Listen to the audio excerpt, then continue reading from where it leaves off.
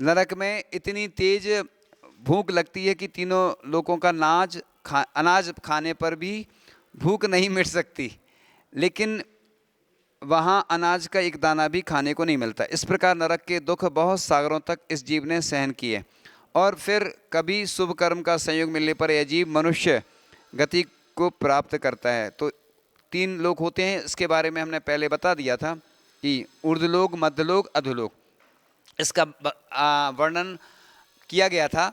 और आगे और बताएंगे, चूँकि पार्ट 2 पार्ट चलते ना, पार्ट 1 पार्ट 2 पार्ट 3, इस हिसाब से। तो अब सागर का वर्णन चल रहा है, इसमें विषय आगे पीछे हो सकता है क्योंकि लोग भी आगे पीछे आ जाते ना, तो इसलिए तो इसलिए 2000 कोस गहरे और 2000 कोस चौड़े गोल गड्ढे में कैंची से जिसका दूसरा भाग ना हो सके, ऐसे 1 से लेकर 7 दिन तक के पैदा हुए उत्तम भोग भूमि के मैड़े के बालों को पूर्ण भरना, उनमें से एक बाल को 100 वर्ष बाद निकालना, जितने वर्षों में वे सब निकल जावें उतने काल को व्यवहार पल्ल कहते हैं। व्यवहार पल्ल से असंख्यात गुणा उद्धार पल्ल, और उद्धार पल्ल से असंख्यात गुणा अद्दा पल्ल होता है। ऐसे 10 कोड़ा कोड़ी, यानी 10 का गुणा, इंटू बोलते ना इंग्लिश में, चूँकि अब देश विदेश में भी सुनते ना लोग, तो इंग्लिश में भी बताना पड़ता है, हिंदी लोग नहीं समझते कई बार, इसलिए इंटू मतलब गुणित। तो 10 × 10 हिंदी में भी बोल देते हैं 10 × 10 करोड़ अद्दा पल्लों का एक सागर होता है। आप अन्य जगह और अच्छे से डिटेल में समझ सकते हैं। क्या होता है ना कि जितना हम समझा सकते हैं उतना समझा देते हैं, बाकी ये विषय अन्य ग्रंथों में आप देख सकते हैं और पढ़ सकते हैं। तो मनुष्य गति में उत्पत्ति का कारण, तो कर्म योगते नर गति लहें, यानी पुण्य युग से लेस्या और कसाय की मंदता से मनुष्य गति मिलती है। मनुष्य गति का स्वरूप यानी मनुष्य गति नाम कर्म के उदय से मनुष्य में जन्म लेना या पैदा होने को मनुष्य गति कहते हैं।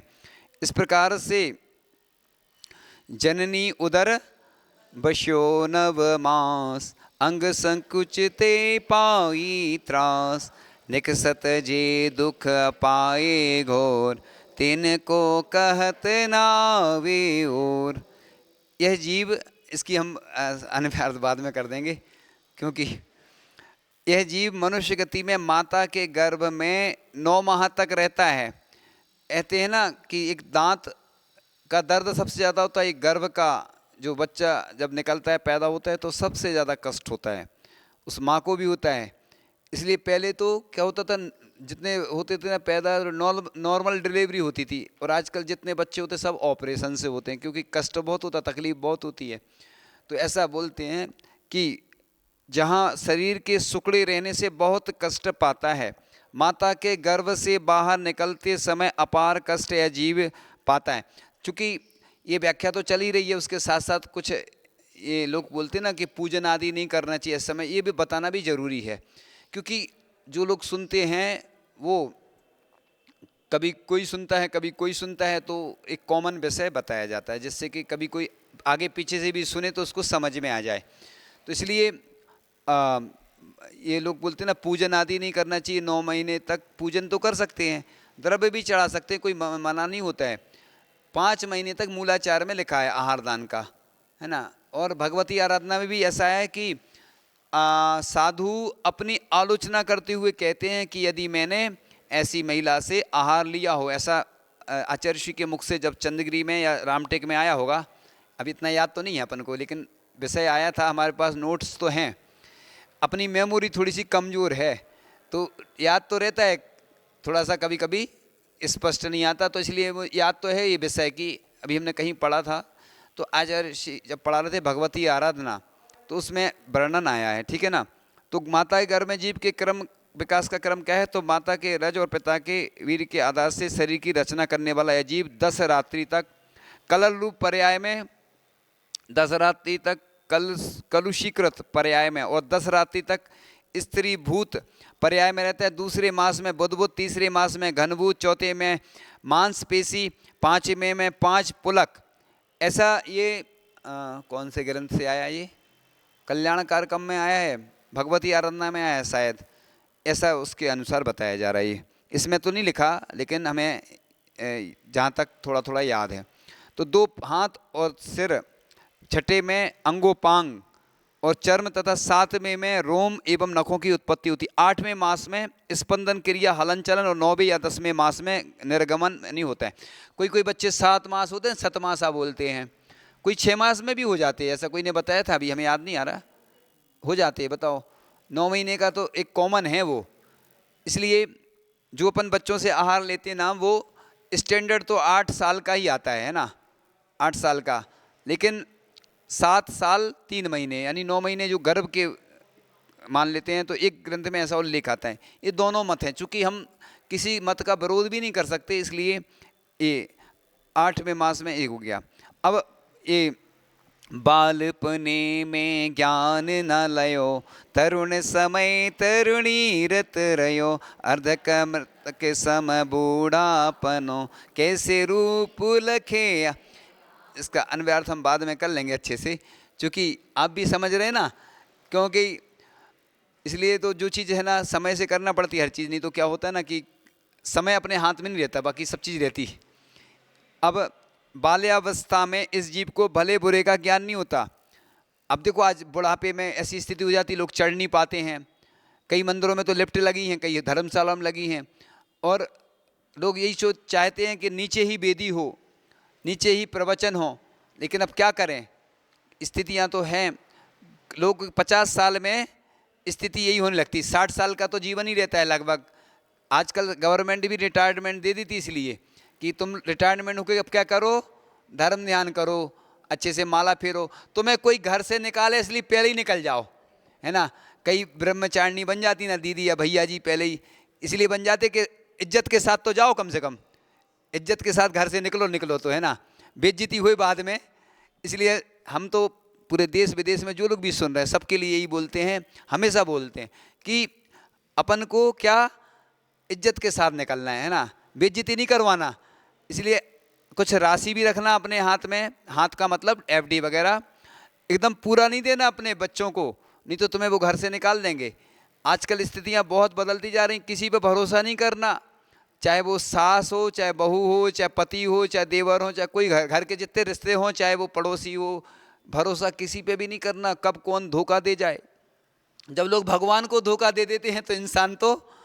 इसलिए मैं हमेशा बोला करता हूँ ना कि महिलाओं के लिए ऐसी मांग करना चाहिए पूरे देश में कि हमारा हिस्सा दो हमें, जैसे जो भी कमाई हो तो सबका हिस्सा होना चाहिए। उससे क्या होगा कि दान भी देंगी महिलाएं। अब जैसे रक्षाबंधन आता है तो थोड़ा सा दे देते हैं, या कहीं जाते हैं कितना सा, उसमें क्या काम होना है ना। तो इस प्रकार से सरकार से भी मांग करना चाहिए अपन को, जिससे कि अलग अलग इनकम टैक्स में हर चीज़ में छूट भी मिले, व्यवस्था बने और हिस्सा होना चाहिए। इससे कि महिलाओं को जो जेब में से निकालना पड़ता है ना, किसके में से निकालते, ऐसा नहीं सोचना कि महिलाएं निकालती, लड़के भी निकालते हैं। लड़के बदनाम नहीं होते हैं, महिलाएं बदनाम हो जाती हैं कि काला धन मिला था जब नोटबंदी हुई। तो हम तो ये कई दिनों से हमारे मन में चल रहा है, ऐसा ही होना चाहिए जिससे वो दान कर सके, गौरव के साथ जी सके और विवाद भी नहीं हो। अब पैसे तो चाहिए पड़ते हैं सबको, चाहे वो बच्चे हों, तो सबका हिस्सा होगा तो दिक्कत नहीं जाएगी। तो इस प्रकार से बाल्यावस्था में इस जीव को भले बुरे का ज्ञान नहीं होता। युवावस्था में वह युवा स्त्री के साथ भोग विलास में लीन रहता है, और वृद्धावस्था में तो आधे मरे हुए के समान है। तो इसलिए घुटने में दर्द हो जाता है, ना तो विहार करवा पाते, ना आहार में दिक्कत जाती है, चल भी नहीं पाते हैं। अब तो बस वही लगभग 20 साल के बाद और 40-45 साल तक बस जो है सो कर लो। उसके बाद 50 साल हुए नहीं कि घुटने में दर्द हो गया।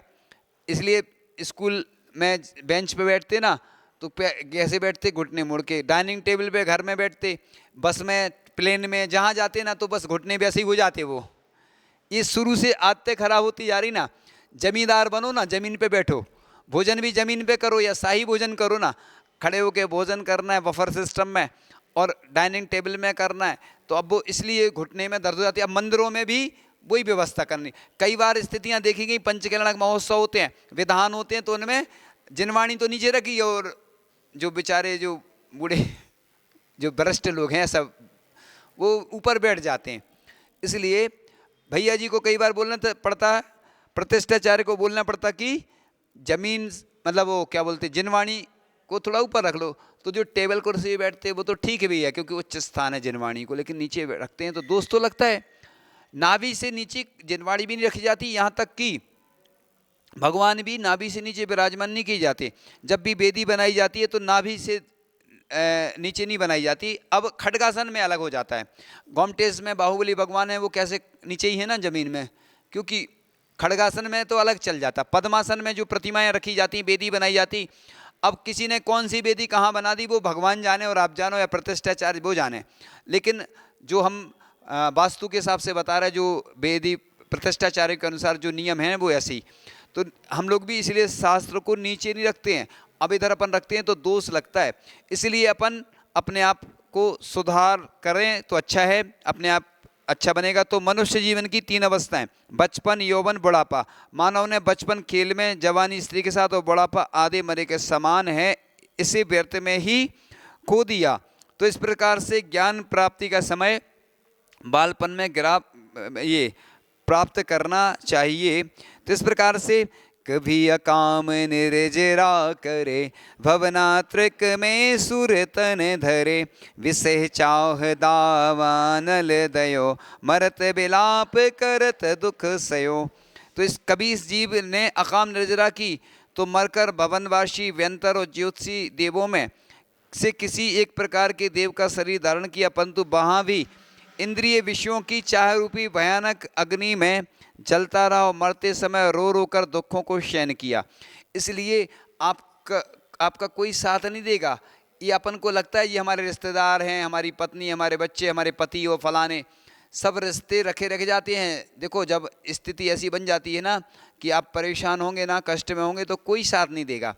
अपना शरीर जब साथ नहीं था, शरीर भी धोखेबाज है, वो छोड़कर चला जाता शरीर। देखो इधर लोग रो रहे हैं और उसका जन्म हो जाता है वहाँ पर, वहाँ वो खुशियाँ मना रहा है, इधर अपन रो रहे धो रहे हैं, गा रहे हैं, मतलब रो रहे हैं कि वो चले गए, और वो जाके दूसरे शरीर में वो दूसरे शरीर को ग्रहण कर लेता है। इसलिए तो रोना भी व्यर्थ है। ये तो व्यवहारिकता है। चूँकि कोई का मरण होता है, अगर ऐसा बोलोगे तो अच्छा ही लगेगा। इसलिए जाओ तो बैठने जाते ना किसी के यहाँ, वारय भावना, वैराग भावना, ऐसी चीज़ें पढ़ो, इससे उसका वैराग्य भी दृढ़ हो और उसका मन लगे। अपन लोग क्या करते, उल्टे जाते, कैसे हो गया था, क्या हो गया था, बस छेड़ देते। तो वो जितने बार जितने लोग आते हैं ना, उतनी देर वो रोएगा। तो आर्त रोध ध्यान, दुख शोक तापा क्रंदन, आश्रय के जो निमित्त लिखे ना तत्वार सूत्र में, क्या लिखे हैं, दुख शोक। हाँ, ये सब जो दुख मनाते हैं ना अपन, इसलिए जो पहले हमने कर्म किए तो आज हमें कष्ट हो रहे हैं, और आगे हम करेंगे तो और ज़्यादा कष्ट होंगे। इसलिए कष्टों को तो नष्ट करना है। इसलिए ये चर्चा चल रही थी ना कि हाँ, तो इस प्रकार वहाँ भी इंद्रिय विषयों की चाह रूपी, सुनाई तो दे रहा है ना लोगों को, हाँ इसीलिए तो कर्मों के उदय आ जाते। तो मरते समय रो रो कर दुखों को सहन किया। देवों का स्वरूप में देवगति नाम कर्म के उदय से देवों में उत्पन्न होना, देवों के रहने का स्थान ऊर्ध्वलोक, मध्यलोक और अधोलोक है। अब देवों के भेद, भवनवासी, व्यंतरवासी, ज्योतिषी, कल्पवासी, भवनत्रक, भवनवासी, व्यंतर और ज्योतिष देवों को भवनत्रक कहते हैं। कभी अकाम निर्जरा की, उसके फलस्वरूप भवनत्रक देवों में उत्पन्न हुआ है। अकाम निर्जरा का वर्णन अनिश्चित भाव से कष्ट सहने पर, क्षुधादि से विवश होने पर, मंद कषाय की हालत में कर्मों का फल देकर स्वयमेव झड़ जाना। अब भवनत्रक देवों का दुख तो विषय सेवन की इच्छा से निरंतर पीड़ित रहता है तथा मृत्यु समय सारे वैभव को देख देख कर विलाप करता है और छूटने के दुख से रोता रहता है। एक और पढ़ के पूरा कर लेते हैं, हो ही गया। जो बेमान वासी हूँ थाय, सम्यक दर्शन बिन दुख पाए, ते चैथावर तन धरे, यो परिवर्तन पूरे कर।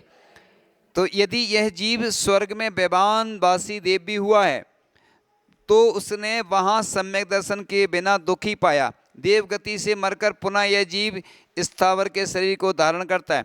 इस प्रकार यह जीव संसार में निरंतर भ्रमण करता है, अर्थात पंच परावर्तन रूप संसार के दुखों को भोगता रहता है। अब विमानों में रहने वाले देव विमानवासी हैं, इनके मूल में 2 भेद हैं, कल्पोत्पन्न कल्पातीत। 16 स्वर्ग तक के देव कल्पोत्पन्न हैं और इसके ऊपर के ग्रैविक आदि के देव कल्पातीत कहलाते हैं। सम्यक दर्शन बिन दुख पाए, यानी सम्यक दर्शन के बिना, इसलिए जीवन में कुछ करो चाहे नहीं करो, कहते हैं ना सम्यक दर्शन जरूर होना चाहिए। अगर कहते हैं सम्यक दर्शन के बिना रह रहे तो कोई रहना व्यर्थ है, अपना कुछ काम का नहीं, और सम्यक दर्शन है तो सब कुछ मिलेगा। इसलिए अपन को सच्चे देव सास गुरु पर ही श्रद्धा रखनी चाहिए और इसका अच्छे से विस्तार से वर्णन करेंगे, क्योंकि अल्प समय रहता है, लेकिन व्याख्या अच्छे से करना है। और जो भी बताया जा रहा है, जो भी पढ़ाया जा रहा है, भले ही कभी आगे कभी पीछे हो सकता है, वो इसलिए होता है, वो आपको सब मालूम है। इसलिए सम्यक दर्शन बिना दुखी रहा तो सम्यक दर्शन किसे कहते हैं? सच्चे देव सास गुरु का 25 दूसरे श्रद्धान करना सम्यक दर्शन कहला। शरीर के भेद हैं कि औदारिक, वैक्रिक, आहारक, तेजस और कारमान। संसारी के भेद हैं तरस और स्थावर। पंच परावर्तन द्रव्य, क्षेत्र, काल, भाव, है ना, ये पंच परावर्तन कहलाते हैं। तो इस ढाल में हमें दो बातें समझ लेनी चाहिए। पहली बात यह है कि संसार में 4 गतियां हैं, तिरंज, नरक, मनुष्य और देव। जीव अपनी अज्ञानता के कारण चारों गतियों में भ्रमण करता हुआ बहुत प्रकार से दुख पाता है। दूसरी बात यह है कि चारों गतियों में दुख का कारण जीव की अपनी अज्ञानता या मोह, अतः हमें अज्ञानता या मोह से बचें तो संसार के दुखों से पार हो सकते हैं। इस प्रकार से पूर्ण होता है। जिनवाणी के ज्ञानते सूझे लोकालोक, सोवाणी मस्तक नमो सदा देतु हूँ धो। हे जिनवाणी भारती माँ तोय जपो दिन रैन, जो तेरी शरणांग है सो पावे सुख चैन। देव वजो अरिहंत को गुरु सेवा नरगन, दया धर्म पालो सदा यही मोक्ष का पन। 9 वर्ण मोकार।